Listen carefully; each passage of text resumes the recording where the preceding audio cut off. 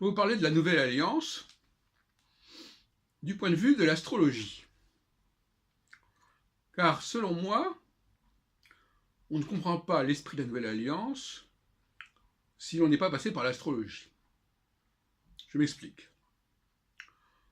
L'astrologie correspond à une forme de déterminisme intérieur. C'est-à-dire que nous agissons selon les décrets célestes, si on peut dire, en tout cas selon les configurations célestes, sans le vouloir et même sans le savoir. Il ne faudrait pas croire que l'on regarde le ciel pour être déterminé par les astres. C'est quelque chose qui se fait de manière subconsciente. Ça peut faire débat, en tout cas, c'est comme ça que je vois les choses pour l'instant. Et par conséquent, quand on nous dit dans Jérémie 31 que désormais les enseignements des dieux d'Israël seront gravés dans les cœurs, c'est un peu du même ordre. Un peu du même ordre, c'est-à-dire que c'est quelque chose qui nous est imposé de l'intérieur, que nous le voulions ou non, que nous le sachions ou non, que nous le décidions ou non. Par conséquent, vous comprenez pourquoi je relie l'astrologie à la Nouvelle Alliance, notamment à ce passage de Jérémie qui est repris d'ailleurs intégralement dans l'Épître aux Hébreux du Nouveau Testament.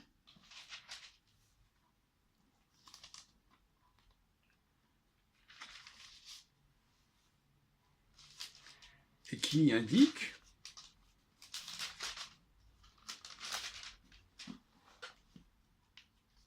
que désormais,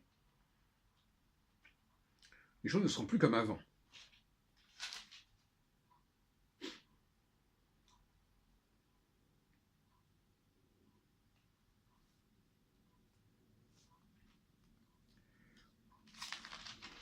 Alors, on peut dire que la Nouvelle Alliance est une seconde alliance. On en rajoute une couche en quelque sorte. La première alliance détermine déjà un certain ordre dans le fonctionnement des sociétés, dans leur organisation, dans leur cyclicité. Et la Nouvelle Alliance, elle, va introduire de nouvelles structures mentales, un nouveau déterminisme psychique, qui jusqu'à présent était laissé plus ou moins à la discrétion des hommes et de l'enseignement qu'ils pouvaient recevoir de l'extérieur, et non pas de l'intérieur. La Nouvelle Alliance donc, va aligner l'ordre des sociétés, non plus sur l'extérieur, mais sur l'intérieur. Comme l'astrologie, c'est un ordre intérieur. C'est paradoxal. C'est un ordre qui est dicté par les astres, mais qui va directement se répercuter en nous-mêmes, à l'intérieur de nous-mêmes. Donc c'est un ordre intérieur dicté par une structure externe. Mais ça n'a rien à voir avec les structures externes ordinaires.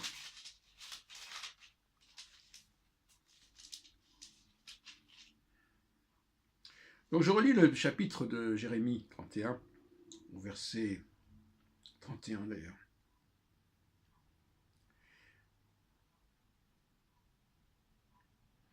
Voici des jours vont venir, dit le Seigneur, où je conduirai avec la maison d'Israël et la maison de Juda, donc le royaume du Nord et du Sud, une alliance nouvelle, Brit Chadasha, qui ne sera plus comme l'alliance que j'ai conclue avec leur père, le jour où je les ai pris par la main pour les tirer du pays d'Égypte, donc ça fait renvoyer à la révélation du Sinaï, alliance qu'ils ont rompue, eux, alors que je les avais étroitement unis à moi, dit le Seigneur. Mais voici quelle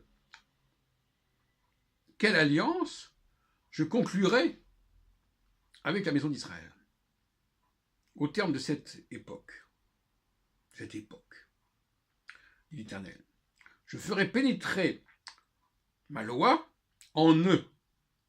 C'est dans leur cœur que je l'inscrirai. Je serai leur Dieu, ils seront mon peuple.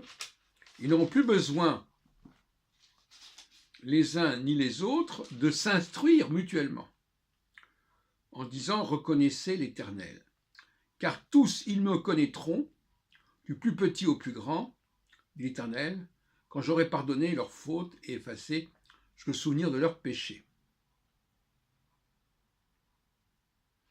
Alors, j'avais pensé un peu à ce qui s'est passé au jardin d'Éden, quand les dieux disent que ne faut pas qu'ils mangent de certains fruits, qu'il ait certaines connaissances. Eh bien, il semblerait que là, ces connaissances qui ne sont pas permises, qui n'étaient pas permises au jardin d'Éden, elles soient désormais fournies à l'homme. Voilà, c'est une hypothèse que je lance comme ça. Et que par conséquent, il va disposer d'un savoir intérieur supérieur, qui est plus ou moins d'ailleurs celui des dieux eux-mêmes, puisqu'ils disent, toujours au chapitre 2 ou 3 de la Genèse, ils risqueraient de devenir comme l'un d'entre nous. Bon, je veux tout dire. Donc, essayons donc de lire ce texte de Jérémie dans cette idée d'un savoir instillé subconsciemment, et que nous ne percevons, que nous captons que subconsciemment. Ça veut dire quoi? Ça veut dire que il n'y a pas de conversion possible, contrairement à ce que les chrétiens laissent entendre. On ne peut pas se convertir à la Nouvelle Alliance. On est ou on n'est pas dans la Nouvelle Alliance. Il notera un point important, c'est qu'il dit que ça se fera à une certaine époque. Il ne dit pas quand ça se fera. Et l'époque, comme je l'ai dit dans d'autres vidéos, elle est déjà advenue depuis à peu près le XVIe siècle. Pour toutes sortes de raisons que j'ai exposées. Et dans cette nouvelle alliance, comme je l'ai dit aussi dans une précédente vidéo, on n'est pas dans un collectif, vous savez, un collectif où les gens répètent la même chose ensemble, à la synagogue, dans une église, etc. Non, on est dans une sorte de vie intérieure, de dynamique intérieure, de génie intérieur, qui se manifeste des façons les plus diverses, selon les individus, selon les personnalités, et selon les domaines où chacun s'exerce, s'applique. Alors je terminerai sur ce point en disant que la judéité, puisque c'est bien, on n'est plus dans le judaïsme, on est dans la judéité, c'est une espèce de réalité intérieure, c'est plus un savoir qu'on acquiert de l'extérieur, ou un rituel qui nous est imposé de l'extérieur, comme la circoncision, comme le baptême, etc. Eh bien, cette judéité, elle est transmise, comme je dis tout à l'heure dans une précédente vidéo, par les hommes, mais en se servant d'une femme. On pourrait même parler d'une mère porteuse, puisque comme on a pu le voir, Sarah demande à son esclave Agar de la remplacer pour faire un enfant, et Rachel demande à son esclave, sa servante Bila, de faire un enfant avec son mari, Jacob. Donc, le choix de la femme est secondaire. Ce n'est pas ça qui importe.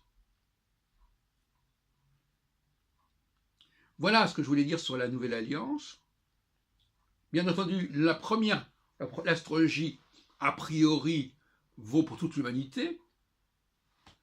Et en revanche, la Nouvelle Alliance ne vaudrait que pour les Juifs. Mais évidemment, ces Juifs doivent en faire profiter toute l'humanité.